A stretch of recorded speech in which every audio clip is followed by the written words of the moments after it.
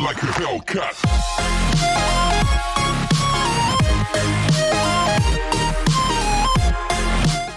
Before we get started, I have a favor.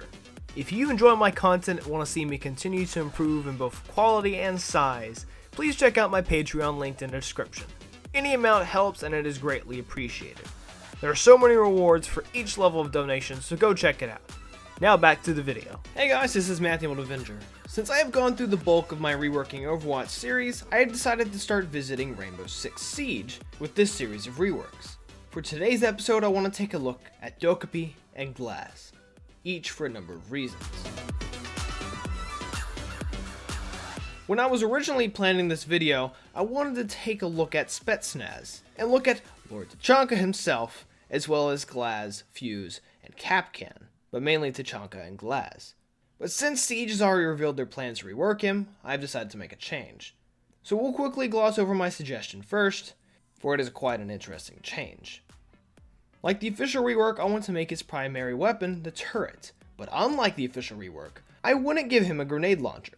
Instead, I want to give him a toggle or cooldown based ability where he brings down his mask. And when he does so, he is impervious to headshots. Not unkillable by a headshot, but instead more like 3 armor plus a rook vest, so that his head would take a lot less damage than his body. But to balance it, he cannot ADS, or at least not have as focused of an aim while he's ADS'd, and it will obscure his peripheral vision. Its cooldown will work similar to the gadgets of Cav, Knock, Vigil, and now Warden. I think this would make him kind of a juggernaut, and in retrospect it sounds kind of like a dumb idea, so let's move on. The problems with Dokkaebi right now is most people don't like the fact that she, like Lion, has a global ability. Second, her weapons are not effective enough to warrant her use without her gadget, so a middle ground must be found between the power of her logic bomb and her kit. Last, she doesn't have too many effective counters, so a mini rework to mute will be introduced to alleviate that. So for the rework, I have 2 trains of thought. Number 1 is removing the global aspect of the ability, while the other is improving her counter ability. To start with the second and more minor one, it's actually more of a change to mute instead of Dokkaebi. This would give his jammers a secondary AoE outside of its main 2, maybe 5 additional meters, that scrambles global and tracking abilities. This would make him more of a counter to Dokkaebi, Lion, and Jackal. My other change would include aspects of this, but is also more radical.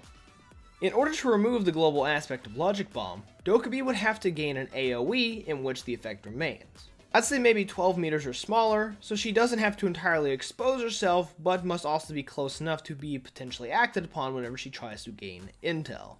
But the next change would give her more incentive to hack defender cams. I want to add the same 12 meter radius to each defender camera and gadget once they're hacked, and a 5 meter radius to all drones, which the logic bomb can channel through. This will allow the individual gadgets, cameras, and drones to expand out her logic bomb radius through the various locations on the map, without it being a global ability.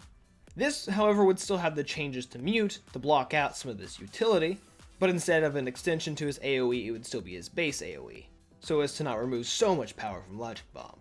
When it comes to weapons and the strength of her loadout, I am not sure what to do. I'm not knowledgeable enough about weapons of Siege to have an educated suggestion. Maybe giving her a sort of assault rifle to make her more useful in close quarters instead of her DMR might be a good option, but like I said, I am not educated enough to make a decision. I do see a couple potential problems with Dokkaebi.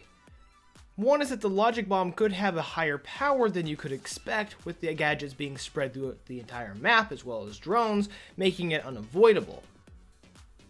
On top of that, operators that have invisible or indestructible gadgets like indestructible bulletproof cameras, Maestro's turrets, and echo drones would be harder for the defenders to deal with.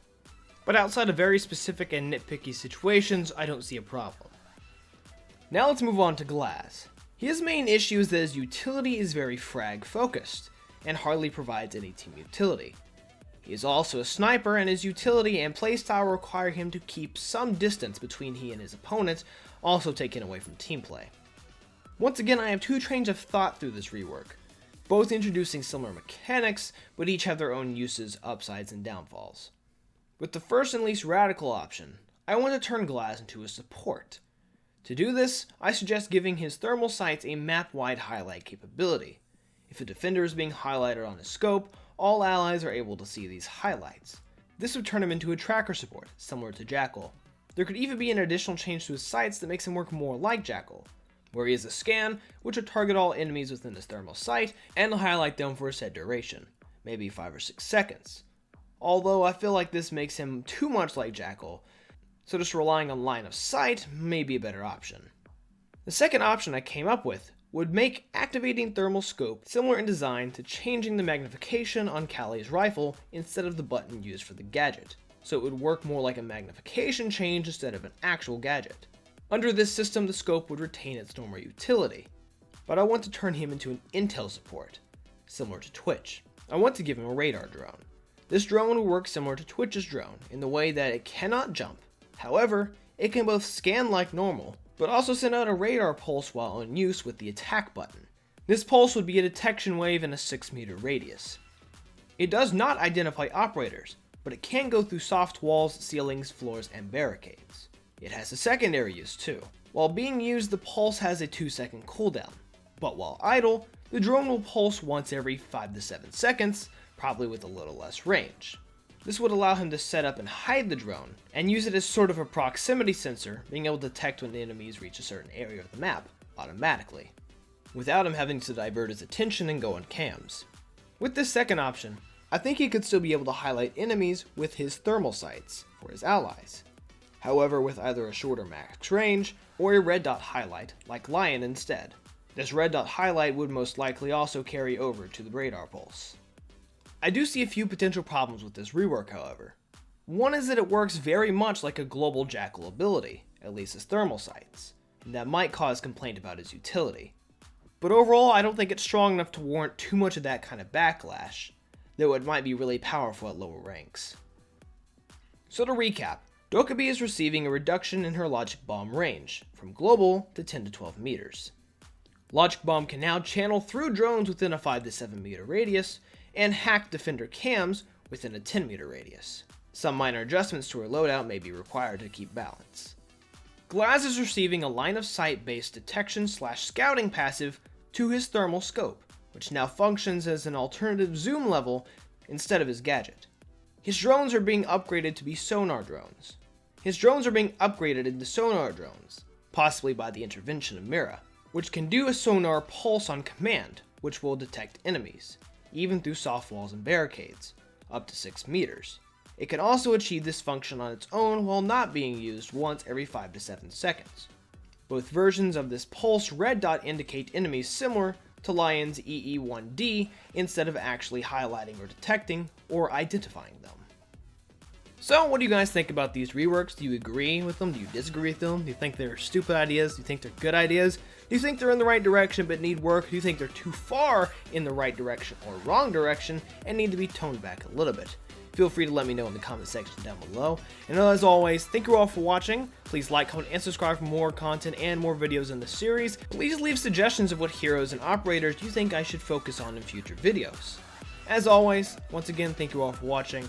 I'll see you all in the next one. This is Untitled Avenger. Have a nice day, stay safe, peace out.